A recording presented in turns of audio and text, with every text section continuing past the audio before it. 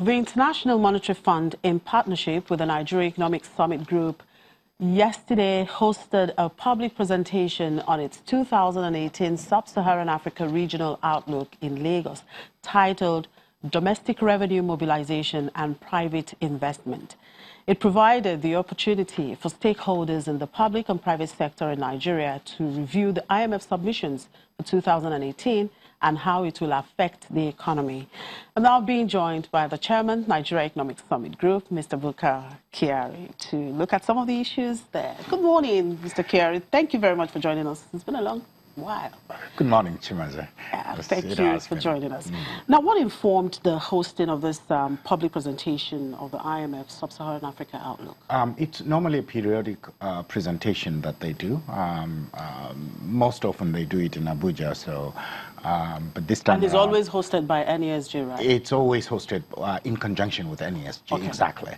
Yeah, so this time around they brought it to Lagos. And they promised to alternate it between Lagos and Abuja. Okay. Yeah. Now, the theme was domestic revenue mobilization and private investment.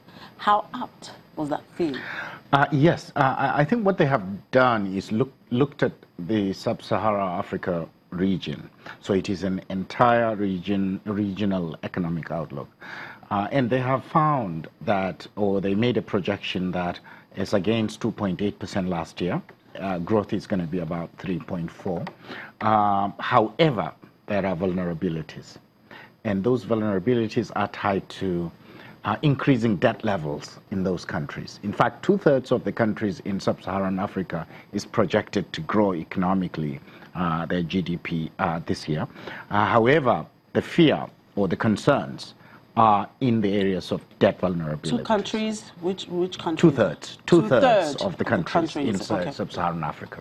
Yeah. Now, they basically looked at what has been going on, and so essentially, the countries in Sub-Saharan Africa should continue with the structural reforms.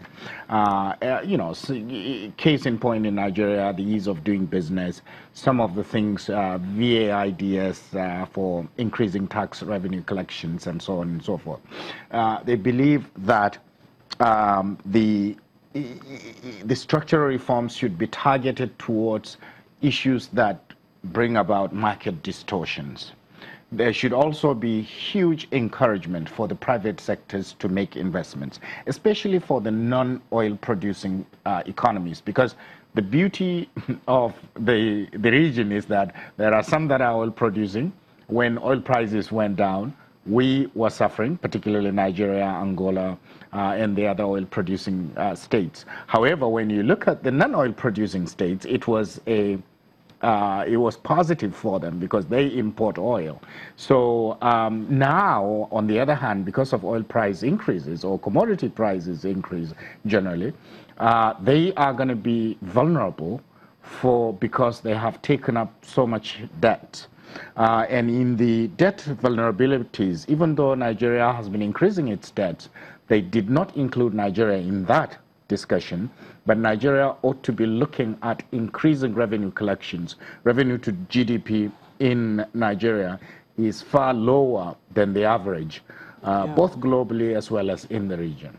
Okay. Now, the IMF stressed the need for more private investment, right? So how do you think this would happen, especially where interest rate is very high? Well, now we're talking about the entire region, not just Nigeria. In Nigeria, particularly when you bring it home, in Nigeria, obviously, some of the things that need to happen, both on the fiscal side and on the monetary side, include issues that are related to prudent fiscal policy, which is needed to rein in public debt, right? But then on the other hand, monetary policy must be geared toward ensuring the reduction of inflation.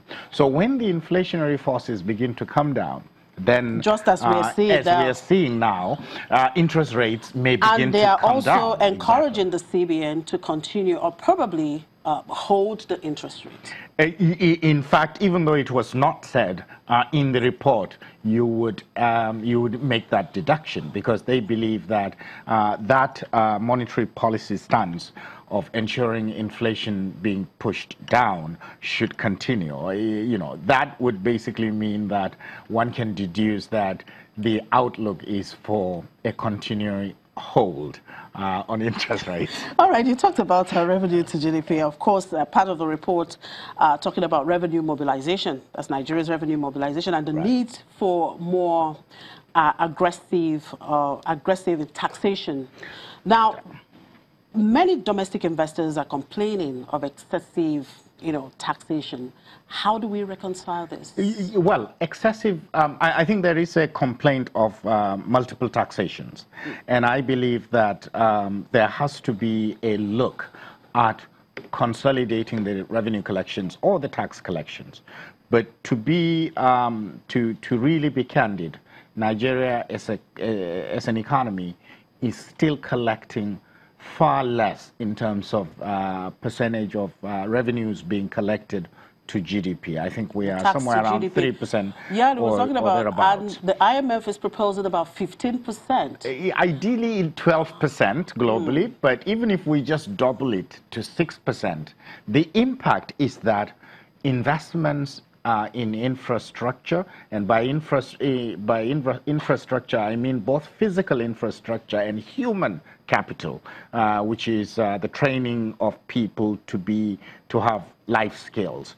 And in addition to that, even the spendings on the social safety net can be achieved with higher revenue collections or higher taxation as a percentage of GDP.